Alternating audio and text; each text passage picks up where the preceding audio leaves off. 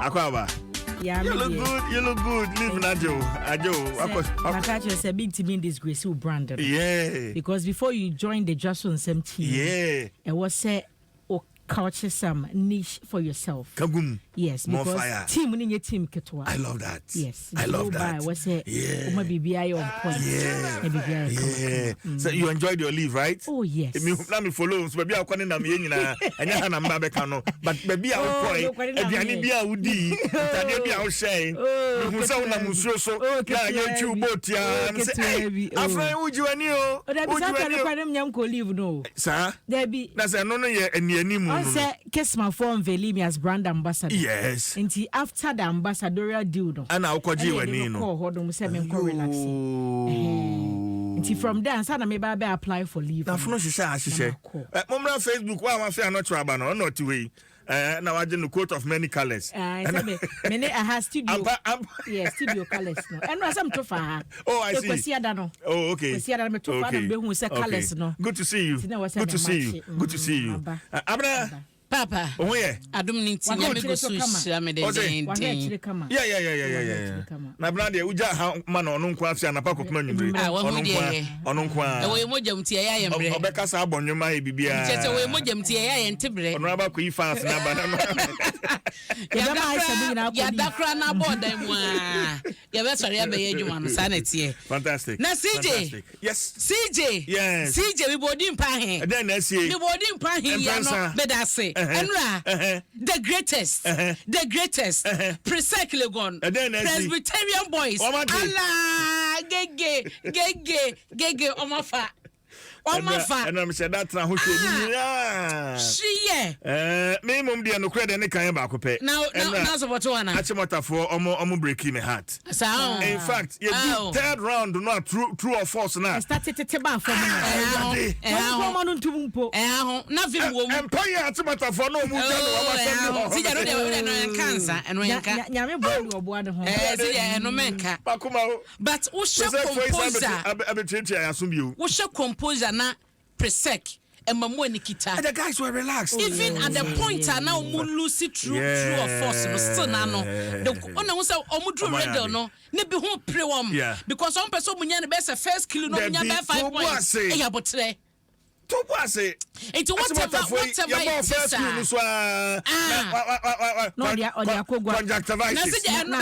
And also we need hemorrhagic acute hemorrhagic. I critical. Acute hemorrhagic conjunctivitis. Now when you say I want to account this no. Topase.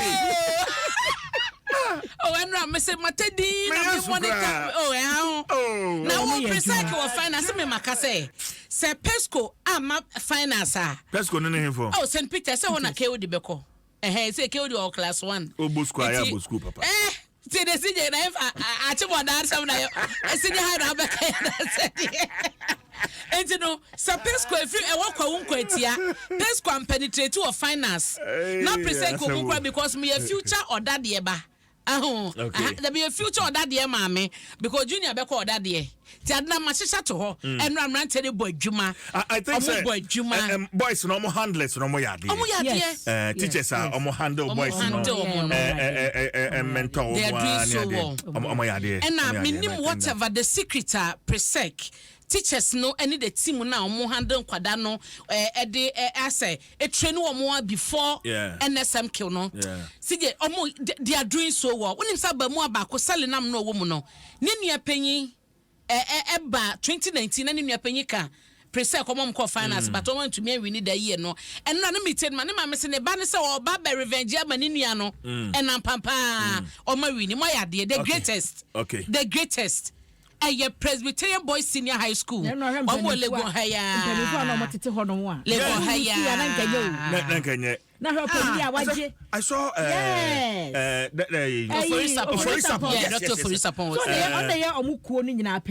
see. Yes. But you say I'm not crowd. My Mercedes Benz be on their chair. Omo presentations of Froba stage. Na ade ba ko so amebo prime time about to CJ na nkrofo kan ye Miss Ghana nkrofo kwakwa yi omoto ho ni ade eno krompo kada so but wo hwe enra sika omo bobo so omo wini ye no enya 70,000 presec square ba second achimota enya 50,000 the otoso ted nya 35,000 and which is over $70,000 scholarship da hono ma sa participating schools kwada 9 ni nyina no omo be go through interview ba ko be wini a wode be ne medicine ni bibia e de awie it make us a prime time for ebo adwuma na wonim se ye maame a wono e na woda ye prime time ano no wo ka se na ni so de hunu ni se National Science and Maths quiz no ebeba be the whole Africa na bedu ba bi kramp na koye the world enti obu be hia aban no achitaye na omu de adwuma no ama na ye kama enti no yabo ma baso yan maame Efa Kaufman maame so no ono so no obo adwuma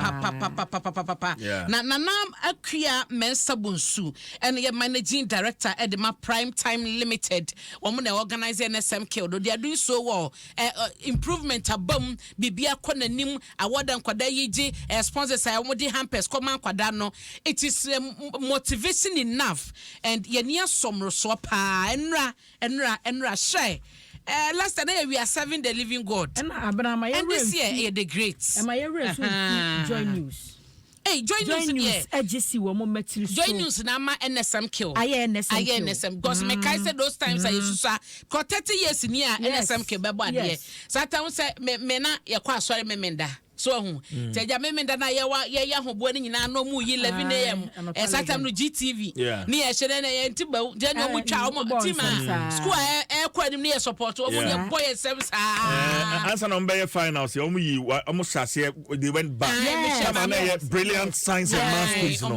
Join news aye adwuma pa right from Kumasi and afa TV man tempo na me hwe ye nua ba Jackie she Jackie ogina mu papa wo Kumasi a enra so o Accra ha na nya agro nti join news so nim say ye de multimedia de eba na election aye ginam eba no politics ye dia entertainment ye dia bibia se NSM konso ya dia boyebo ya ye mana ye fe nti ye bedo obi ase na ya bo obi anso abaso se ye yawie ni sarna wakai John Dumelo se yeguso chen so na to de na ti enante sa edeba presec legon if I was so hodum nti ye chen so no an kan asem ofo senyo yo o se enebo no na ya o de na abeto fom no anante nti ye twen nti se je yawie de na enkwada mi ensa na da ha ye men concept foforo na mo ma me mon kwada ne din o ma yade such a samo a champos abamu yi osre papa na me sure omo ne benisabu bedu omo ne omo enkwada nyina ye 1-on-1 it was so interesting me shey chese ma don kwada no ma na nya de keto nti no abamu yi such a samo a champo na da benkum wo daily graphic anim ha yi osre kama tuntum seyo na salenam Kofi Mote ona eche free for na nua Celeste Mote eba 2019 no nti ono so wo ha se bi ye champions na Dote Benedict Pate ono so eka ho bie na mabodwuma ama ene presec asanso awini we no ye defending champions mo san wini sa next year ye be hwe se de ebeko all the best nkwada yi nyina na eno achi so no na ye Dr. Randia Bay na de to abanyanim se get fund sika na ya na omo tetete so ye nsa no wo munya hweye wo so mo makwan sansa get fund no adwuma wo ho na wo so mo ye schools ahodo wo so mo diska kom na ensakraye ba wo mo eye infrastructure say yesuku adan eye nkonwa adan ne ho ye siesie ni ade ni nyina no drums ankwada yi beda ba bia wo mo empower beda so nyina no wo say get fund to da bi wo mo kom wo honom enti aban no nya say wo de ne sekeka get fund for dwumadie enu wo sika na wo kwalisi nka be ya act no wo mo anyintum na emo eye get fund ho ba obi antumi fa ne sa enkeka viewing so na ebo amane se so na wo mo abie no o mawie wo mo de nyina ba na wie ye ne mo mo nya so mu gya ne sa keke wo mo betoa so a hwe se obi bia na wo mpotam one man ne ho aka no wo mo nyina besan so akọ back to mo no ma business de no mo ye dada na nso na enso yire ebe ha wo mo no wo be di akira hwa toto ne ma kosi se wo besan so si wo mo dada mu eno achi so mo ne Zoom Lion for akasa ya Zoom Lion for be kwa coffee migate ko spray area ho mpotam be enso atata ne entontom ne ade aba nyina nyina no wo mo kwohwe se krom hodom no beti ama omanfo Daily Graphic dia no sumu amane ato katafeto so dia 9 miensa na wo hye ahayi so a owura Samuel Abugina po ye so afo hye ensase enimu agudie so na wo chese ene no Ghana yenya manganese refinery set a wo mo chese wo mo edi eko ensuta $450 million any investment a womo aye wo hono sa no na we aye didi kan kura Ghana bauxite refinery Ghana enya suta ewo atoy mantemu na Ghana Manganese Company Limited GMC na etusa na mo we ya womo chese bibia deda ne kwamu a enisode hunu kese de mo man no eno so ho asameda ha na sije wonim se sese no omayi inspectors bebro ahasa amo ebetom ho gu monten so omadwuma mo beye nyina ne se mo be hye se ye standard ide ye adwuma enioma ye 22 bibia ye to no odwum no obi nkofa fake infama mefra se ye duro se ye duane bibia wo se oye original mpanyifo jetum ese eton wo mayi mu no ukofa fake edefra inspectors ye yi o magu monten so mo nam ye sa adwuma ne nyina no ye bechew ye chew so a emra no ene ubedi nti ne ya wote menka e wadrom fm so a meka chewi no inspectors bebro 300 ya to magu mu a wo mo beye sa ehwehwemu no ne ade nyina nti ya hye Daily Graphic abomu amane e wo ha ma wi adwo ha mamemfa the finder da obokra tanto so finder times wa ba the we me interesting story boom to mamemfa no ento so na yenua ba masije Erastus Asare Donko anande ne Donko Donko no ye abrofo de ni bia won na twi de na ye Donko but on de ne Erastus Asare Donko yenua ba men se onkongura mu pa na sika akọ etuo ehu documentary ene ho ensem won famra bonte obe endodo oba wona se wodi ye wadwen se wutonsuo kura mana no monye na mpanifo so aka to se adwuma bi a woye bi ayero ho ye na you don't know who is watching na yenua wonamu na no kwasi de nya gro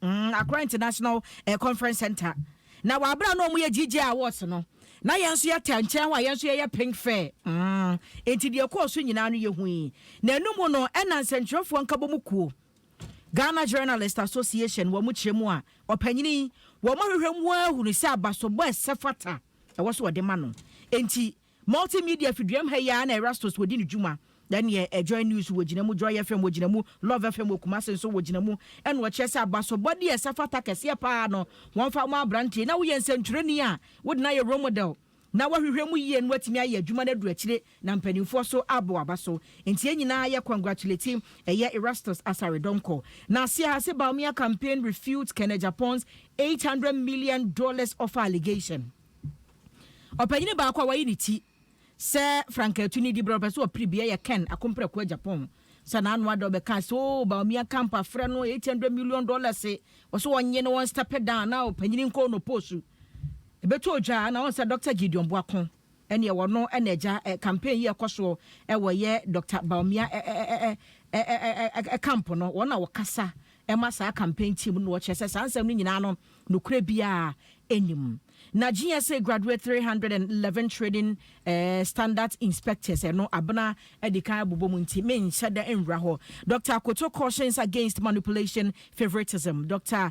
Owusu Afiri Akoto chese ebra no so a se obeka se media obi na so na meta obi atitwentwena na se obeka kansem bia nsem fata de adada obi adwene so obeto aba ma wo no enkoye nti omunyina se de agye atum so oman mu eye free and fair election no sa na enko nenne aye last day Emma breast cancer awareness month no esan se ne ye day twato e wo ye October bosumi no emu na Free Zones Authority breast cancer screening dodo no na akoso unze multimedia fiduam hakora no ye bi ma ni nyina se obeba no mahwe se umpokua no asisi obuo no bibi wo mu abetumi ato kire bema ye betwa anofo na ni nyina eho ana montu akoso enti we ne nsem ahodo bi na dubo ahenso se did not breach any law we no OSP kire mu a ene ye se de wo bi ehwehwemu mu efo panyin dubo ahen ho na entansa bi a Tiger IPI ye nhwehwemu a mode betu dwa ye be yiro panyin komwo no OSP se wahwehwemu a ma bra so sesese no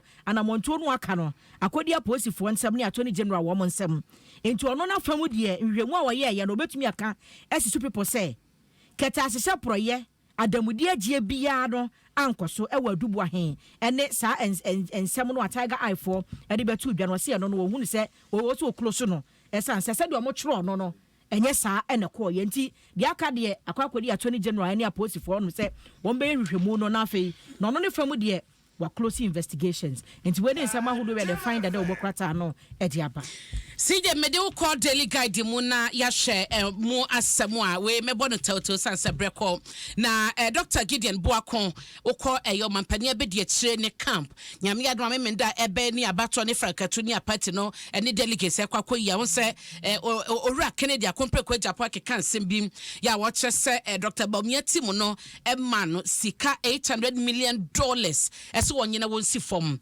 na o reject ye it is yewura opariansa onima kodo won kobisa eno eho asamo na wode tudwa na so Gideon Boakon kire se panye begina baabi aka asem bi etisa no wo se enye no kre yatro na bra koba sa kanse yi koso ne ade vice president Ensio no Kennedy Japan eno dan chen a ni team members obi edu ho ma wo hye Kennedy Japan aka che ne say o magi bibi na onsi fom wase no kra bi anim ti Ghana fo montungu na sanse no keka ne krampo ne yanim ti abodi ma Ghana fo ese obebo sa sika we so obi se beje na esi fom wa kanse mo mudo mo ogidie no ene se mementa ebe delegates ebe to aba e de ma vice president no eho asam e wo ha se ya sije de ma na omode asafo so konkwanta se no ase ntokwa bi ya sore ho no ma nipa bi prepra asafo ko ho no mo kwakohye ama bambo ho nsem agina yie te sije no so na megina na ebegina na ye de nsem nyina awie anope na happy birthday enko ema Owura Salome amani mia menua ba Karo waseba yo multimedia ha ena erishi happy birthday no intibama nyamenyo kese onhyirawo na onto nkonnam akoma so ade wani so ade hu nyina na obade ma ne mrem pa bia bono koko obade ntie na wonye so adwuma ema wo happy birthday nkoma wo Salome amani nyame enye kese na jene somwa enso ese happy birthday enkoma Lady Pastor Margaret Ajeman Lady Pastor Margaret Ajeman nyame enye kese pa na shira ye inti mi amenu ba jene somwa na erishe wa happy birthday ne CJ mediwasi okay nyamenyo kesi mamenda mase